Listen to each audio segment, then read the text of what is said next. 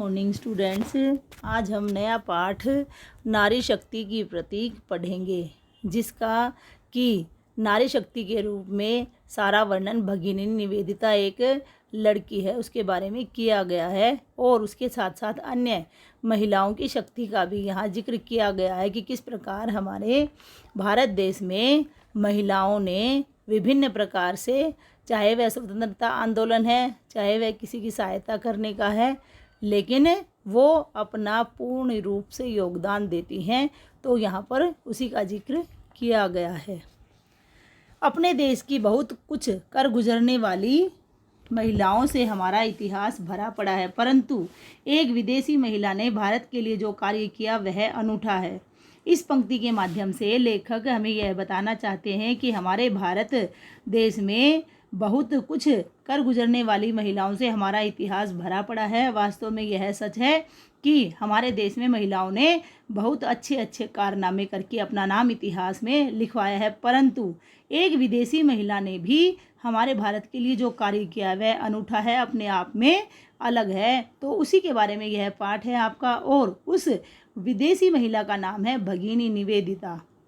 भगिनी निवेदिता स्वामी विवेकानंद से प्रभावित होकर और उनके आह्वान पर, आह्वान का मतलब है उनके कहने पर ही, वो भारत की महिलाओं को प्रेरित करने के लिए, शिक्षित करने के लिए भारत आई थी। वह उनको कुछ सिखाना चाहती थी। अब भगिनी निवेदिता के बारे में जानिए आप। भगिनी निवेदिता का जन्म आयरलैंड में हुआ था, परंतु उन्होंने भारत भूमि में अपनी मातृभूमि के दर्शन किए और भारत की बेटी बनकर स्वतंत्रता आंदोलन में क्रांतिकारी भूमिका निभाई। ये एक विदेशी महिला होते हुए भी इन्होंने भारत की भूमि को ही अपना जो है मातृभूमि समझकर उसके दर्शन किए और उसकी सेवा के लिए भारत चली आई। और यहाँ आने के बाद जिस प्रकार हम भारत की बेटियां हैं, वैसे ही भारत की बेटी बनकर, ना कि अपने आप को विदेशी समझकर, इन्होंने हमारे भारत के स्वतंत्रता आंदोलन में भी बहुत ही क्रांतिकारी भूमिका निभाई थी।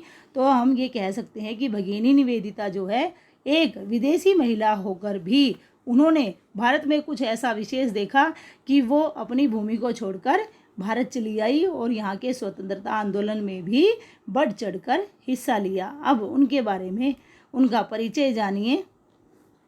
उनका पूरा नाम मार्गरेट एलिजाबेथ नोबेल था।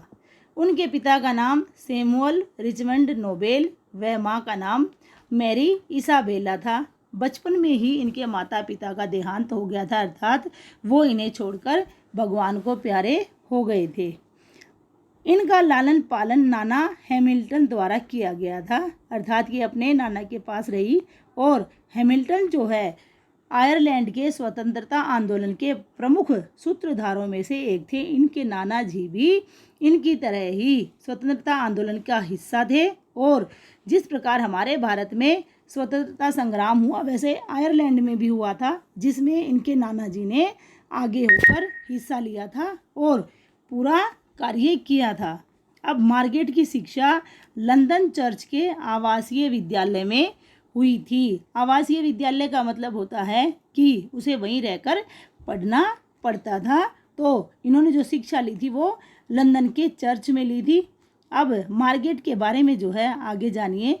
मार्गरेट को शिक्षण का कार्य अच्छा लगता था, उसे पढ़ाना अच्छा लगता था, और 17 वर्ष की उम्र में ही एक विद्यालय में वो पढ़ाने भी लग गई थी।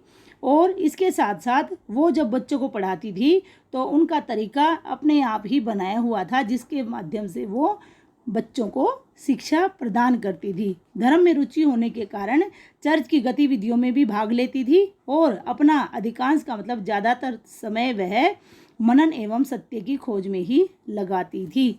अब यहाँ पर इसके साथ साथ हम कह सकते हैं कि वो शुरू से ही जिज्ञासु थी और अपना जो समय है वो पढ़ाई में या किसी चीज़ की खोज में ही लगाती थी। सत्य की खोज का मतलब है कि वो यथार्थ से जुड़ना चाहती थी, कि वास्तविकता जो है उसको जानना चाहती थी। तो इस प्रकार हम कह सकते हैं कि जो भगिनी निवेदिता थी वह एक प्रकार से सच्चाई को जानने वाली, उसी को मानने वाली थी और उसी में विश्वास रखने वाली थी। इसीलिए तो स्वामी विवेकानंद से वो इतनी प्रभावित हो गई थी, जिसके कारण उनको जो है आयरलैंड छोड़कर भारत की ओर आना पड़ा और वह भारत की लड़की बनकर ही रह गई थी। अब इससे आगे की घटना हम कल पढ़ेंगे। आपका दिन शुभ हो। धन्यवाद। आपको ये पाठ पुनः एक बार पढ़ लेना है ताकि आपको इसके बारे में ध्यान रहे। धन्यवाद।